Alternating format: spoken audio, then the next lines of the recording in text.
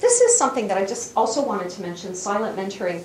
And the way that I describe this, I'll just tell you a little story. So a few years ago, I was at this big meeting, and there's all these CEOs of all these different places, and everybody's arguing about something.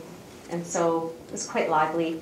And there's this woman, she was the CEO of one of the hospitals, and she was poised, gracious, calm.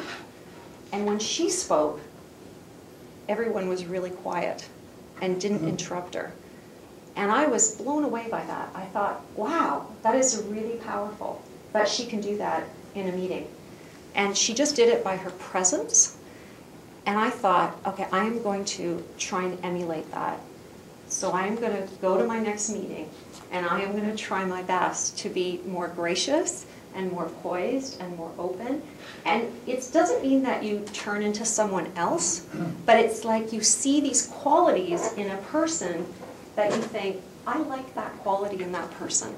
It makes sense for me to try and incorporate it into my style. And you can borrow that. There's nothing wrong with borrowing from people. So she probably to this day has no idea that I borrowed this idea from her, just from the way that she acted. And there's probably lots of examples in your workplace where you can take some of that on. I had two VPs that worked for me who were both very good, but very different. So one was extremely direct, blunt, got stuff done, proceed from A to B in the shortest route possible. The other one was very gregarious, people-orientated, social. They both did their jobs, they did them in a different way. And one of the greatest things that happened with these two is that they started to borrow from each other. They really tried to work to, on the one hand, for the woman to soften her style, and for the other one to become perhaps a bit more firm in certain situations, especially around conflict and that kind of thing. So it was lovely to see these two take on each other's characteristics in order to grow, in order to become a better person, a better leader. So you can think about how you might incorporate that into your own life. Information interviews. This is another great way that you can, again, get information from people. So an information interview, you can have, there's a broad set of questions that you might ask. Things like, how did you get to your career? What's the best decision you made? What's the worst decision you made? What would you do differently when you started your career? If you look back now, what do you think was the best thing you did after school? What was the worst thing you did after graduating? So you could come up with just some general questions that are of interest to you and have one sit down with a person over a coffee or over lunch. You could also do this if it's sector specific. So for example, you're trying to learn more, you work in the government, you want to learn more about the opportunities in government. You're in one ministry, you want to learn about other ministries. It could be, maybe a particular profession, whether you're a lawyer, accountant, engineer, and you want to speak to another accountant or lawyer or engineer who's in a different industry or sector. So you can think about using this, especially if you're looking for a job or looking to change jobs. Doing these kind of information interviews is a great way to, again, not only get some information, but you're letting one more person know about what your objectives are. You're letting one more person know that you're looking for a job or whatever it is that you need. Come on out. We got lots of room up here. Yeah, there's lots. Yeah, no, come on in.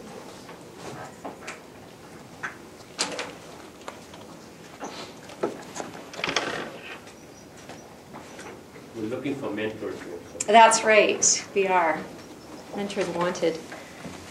So I think I spoke to this a little bit, but it's worth repeating. Don't be afraid to ask. I really feel that, for the most part, people want to help. They actually want to try and do something for you. If they can, they will try and help you. But usually people can't read our minds, generally, so they don't know. They don't know what we need. And so don't be afraid to ask people. Don't be afraid to talk to people. It opens doors all the time. All right, you're a mentor too. When I was about, I'm going to say 20, I have a much younger sister, so she was really young, maybe 8 or 9 or 10. But she was talking to someone and telling them how much she looked up to me. And I'm thinking, you cannot look up to me. Like I don't have a job, I'm, partying every day. Like, no, you cannot, I cannot be a mentor to you right now. But you can be a mentor anytime. Probably someone is looking up to you right now and you don't know that. You don't realize that a family member, a colleague, someone is looking at the way you do things and thinking, wow, that is really cool, that is really great. So we are all mentors to other people. So we have a responsibility around that. We have a responsibility to pay things forward. So when someone asks you for help, you want to give them what you can and what you're able to give them. So don't ever hold back on giving people feedback or advice or anything that might be helpful to them, because I really believe that it'll all come back to you. So you are a mentor, and you will always be a mentor no matter what. Whether you're trying or not, someone is probably looking at you and looking up at you. And I think that as you grow in your career and you have influence over more people, that becomes more and more true. So it's really good to remember that as you're moving forward in your career. Does anyone have any questions about mentor? Yes? I'm really enjoying this, and I'm really trying to absorb your positive energy about this. But I have a question which just may sound somewhat negative, and that is that perhaps I could phrase it as a question: how do you get around the insecurity that other people might feel, perhaps in this day and age in the job situation when they may not want to share things with you because they're insecure in their own position, and especially when you don't know a sector, say, and you say you get to somebody and they say, well, and they don't have time, and after the 15th time you find that they don't have time. What does that say? Yeah. I think for whatever reason, it could be, as I say, who's this person? It's one thing when you're just out of school, like, fresh out of and all the rest of it. When you're changing careers, you're perhaps have something else. People are a little bit more aware. Maybe it's a Toronto thing, maybe it's a recession thing, I don't know. Just wonder if you had any ideas about that. Yeah, that's a really, did everyone hear that question? It's really about not getting a positive response, not getting help, having closed doors in front of you. I have a couple of things I would say. The first one would be that even if the person is saying no to you, you could ask a different question. So you could say, do you know anyone else that might be able to help me? Is there anyone else in your contact list or in your network or on your Rolodex that you wouldn't mind sharing with me and I could follow up with them instead? So that would be one concrete thing, is perhaps to ask a different question. Another different question that you can ask is sometimes you can get to a person more easily if they can talk about themselves on a more personal level. So, for example, you could ask, tell me why you love doing what you're doing. Tell me why you chose this industry over something else. So you could, again, maybe think about asking a different question. I think that there's also a reality that, yes, of course, there are going to be people that are not helpful to you, or for whatever reason, they can't be helpful to you.